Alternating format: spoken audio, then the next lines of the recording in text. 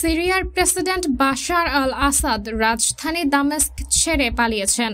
রোববার ৮ ডিসেম্বর সকালে সিনিয়র ২ সেনা কর্মকর্তার বরাতে বার্তা সংস্থা রয়টার্স জানিয়েছে, বাশার আল আসাদ দামেস্ক ছাড়লেও কোথায় গেছেন সেটা তাৎক্ষণিকভাবে জানা যায়নি। রয়টার্স জানিয়েছে, বিদ্রোহী যোদ্ধারা একদিনের যুদ্ধের পর রোববার সকালে অন্যতম গুরুত্বপূর্ণ হোমস শহর দখল করে নিয়েছে বলে ঘোষণা দিয়েছে। হোমস শহর দখলের পর উদযাপনও করেছে। শহর থেকে আসাদ বাহিনীর সেনা প্রত্যাহারের পর হাজার হাজার বাসিন্দা রাস্তায় নেমে আসেন।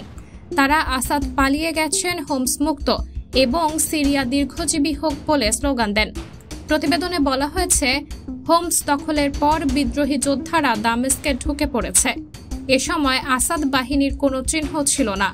হাজার হাজার মানুষ গাড়িতে করে এবং পায়ে হেঁটে দামেস্কের প্রধান চত্বরে জড়ো হয়ে স্লোগান দিচ্ছেন। যুক্তরাজ্য ভিত্তিক যুদ্ধ পর্যবেক্ষণকারী সংস্থা Syrian observatory for human rights জানিয়েছে, একটি ব্যক্তিগত বিমান দামেস্ক বিমানবন্দর ছেড়ে গেছে। বিমানটিতে সম্ভবত আসাদ রয়েছেন। বিমানটি ছাড়ার সময় সেখানে সরকারি সেনা উপস্থিত ছিল। দামেস্কের শেদনায়ায় বড় একটি কারাগার থেকে বহু বন্দীকে মুক্ত করে দিয়েছে বিদ্রোহীরা। এরপর জনতার সঙ্গে দামেস্ক জয়ের উদযাপন শুরু করেন তারা। বিদ্রোহীরা বলেছে, আমরা সিরিয়ায় জনগণের সাথে আমাদের বন্দীদের মুক্ত করার, তাদের শিকল মুক্ত করার এবং শেদনায়া কারাগারে অন্যায়ের যুগের সমাপ্তি ঘোষণা করার খবর উদযাপন করছি। সাবরিনা জলিল, সবার কথা।